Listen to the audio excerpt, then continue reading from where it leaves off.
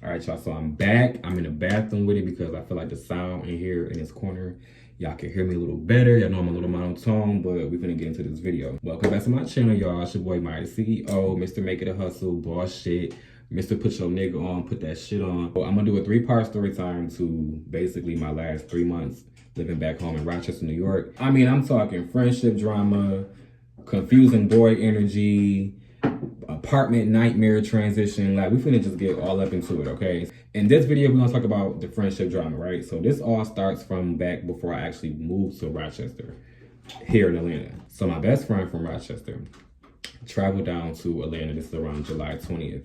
They also came with their partner. When they came, you know how best friends share locations, you know, keep up with each other. That's what we was doing. So I noticed when best friend touched down, I'm like, okay, he here, boom. It was already conversations, of course, about linking up and doing stuff and having plans and whatnot. So when he got here, you know, I kind of waited around to see how long before he'll hit me up. So he texted me around like 7 o'clock on some fuck you doing. So I'm already kind of like, wait, why you text me like that? Like, you don't even text like that. I responded with, I'm home chilling. He texts back like 5 hours later. And I was like, what the fuck? He texts back 5 hours later to tell me that he's seen somebody at the bar. Mind you, I'm seeing his location. So he's at the bar around the corner from where I stay at. He like, guess who I see at the bar? Such and such. We're gonna just say that for the name.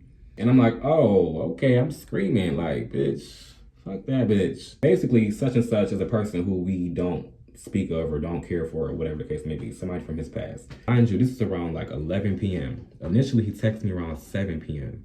So I'm already like, well, damn, bitches, we linking up because it's 11 o'clock. You texted me 5 hours later after you double tapped my message at 7 o'clock, but didn't confirm any plans. Mind you, in my head, I already know how I am about getting ready. So I'm already like, when he texted me around like 7, fuck you doing, I'm already getting myself together, getting my clothes together, getting my outfit together, boom. So after 11 o'clock and I got that message, my last response, which was, I'm screaming. There was no response. A couple days go by and I'm like, okay, we still haven't linked up and I still haven't heard from him. At the same time, I feel like I should have reached out even though he didn't respond back to me. But the way that I move, I feel like if you make plans with me and it's up to you, especially because that you travel here and you have a car and I don't have a car and you know where I live and you know what I'm saying? Like, you pulling up on me, that was the whole plan from the jump. And when you don't follow through with that, I just try to see what you want. A couple of days turns into 3 days. He had already mentioned to me that he was gonna go back to where the boyfriend resides, which is a couple of hours from Atlanta. A few days go by, which turned into a week, and I noticed that he was back where boyfriend resides. So I'm like, well, okay, he done left Atlanta, but he ain't called me to link up or to, friend, I'm sorry I didn't get to link up with you. I got tied up with boyfriend or whatever I had going on.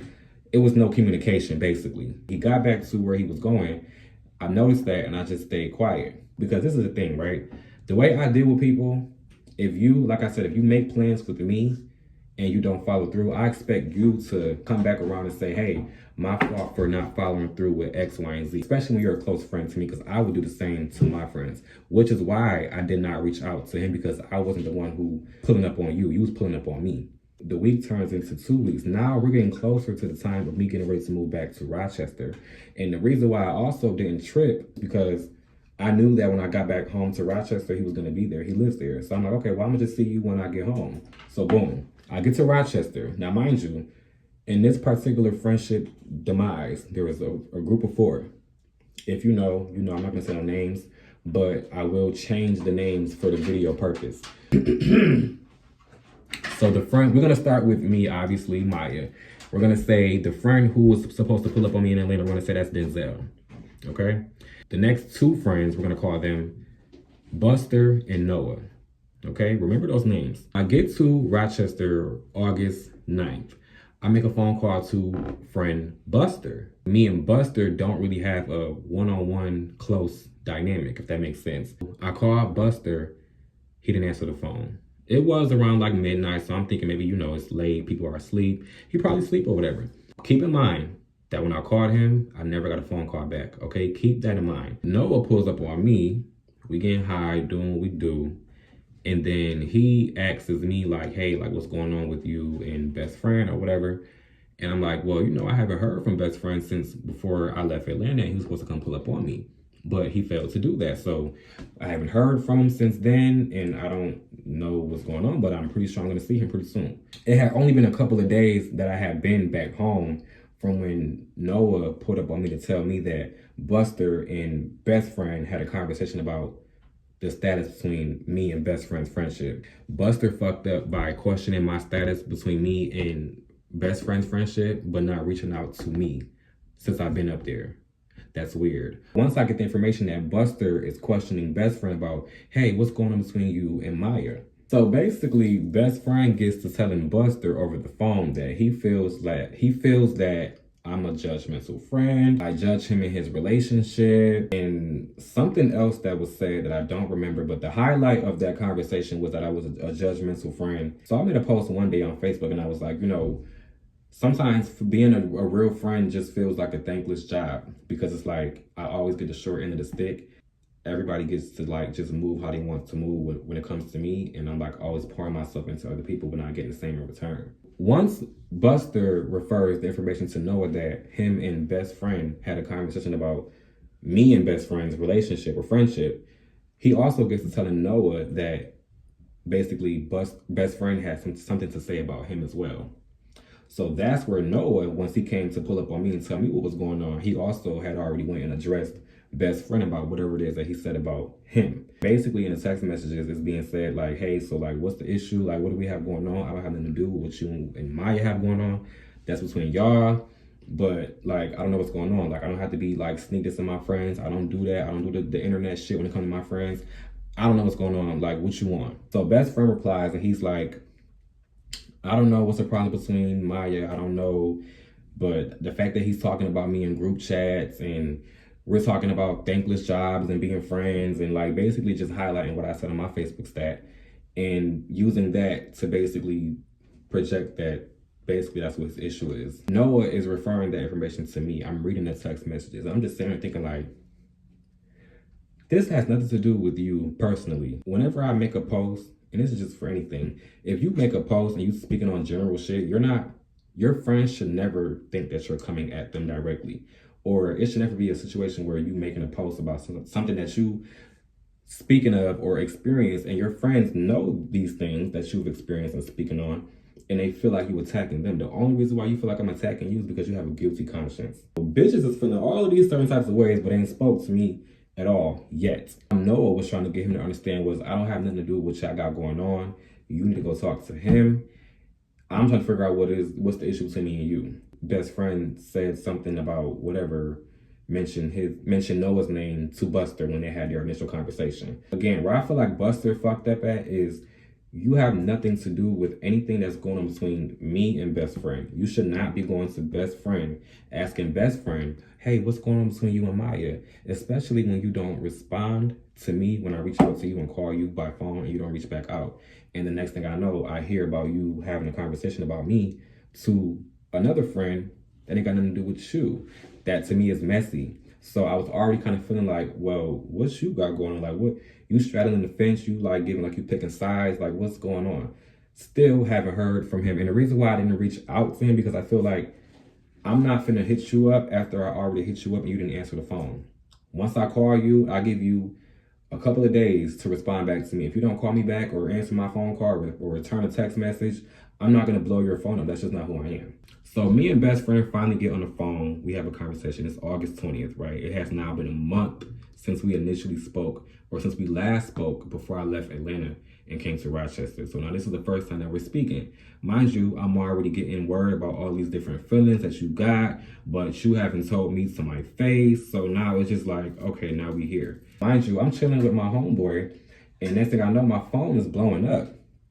It's best friend blowing my phone up. Then he texts my phone like, yo, yo, yo.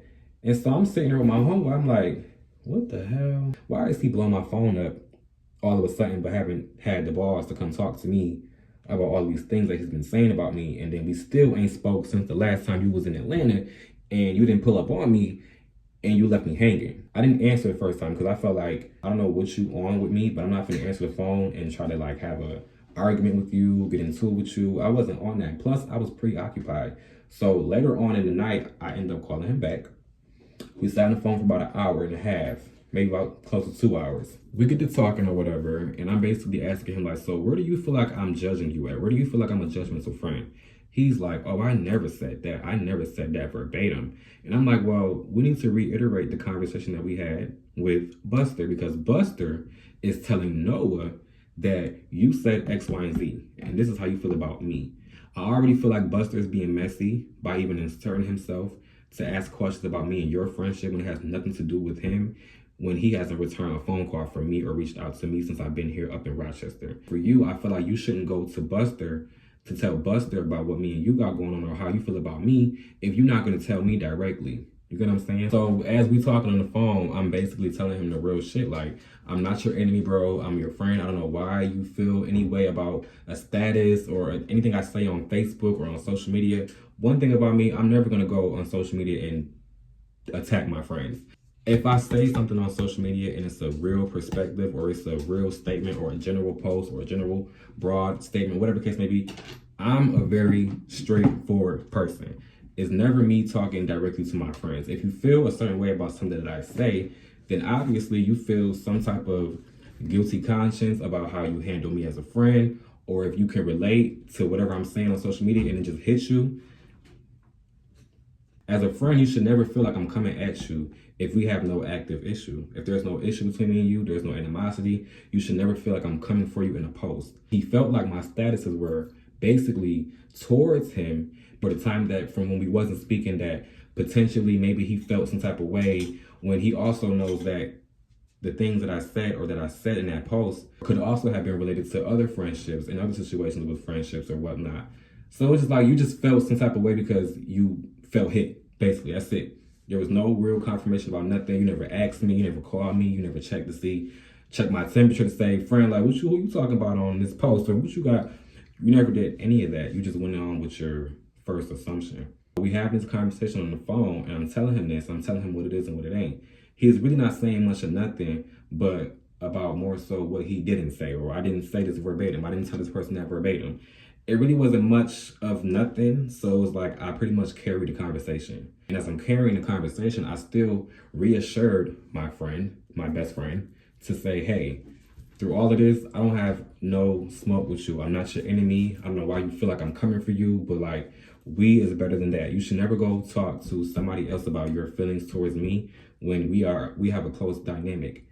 And if you go talk to another friend in the group who, no shade, is messy as fuck. Buster stepped outside of his boundary when he tried to question best friend about what me and best friend had going on. You should never have gotten into the middle of between what we had going on, because it wasn't even nothing that was going on for real.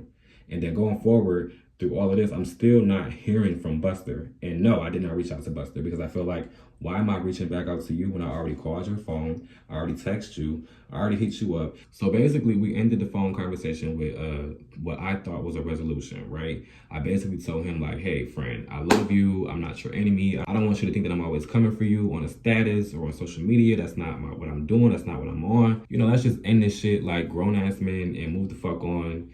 You can pull up on me going forward, you know what I'm saying? At this point, you know where I'm at. I'm good. I want to dead this shit with you. He like, yeah, all right. I'm not even going to go back to Buster and Noah and tell them what happened and tell them nothing. I'm going to just keep this.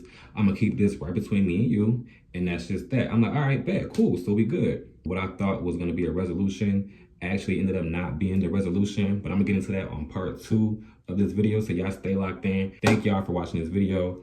Part 2 is coming next. We're gonna get into the juicier parts of the story. Make sure that y'all like, comment, and subscribe to the Hustle Gang channel.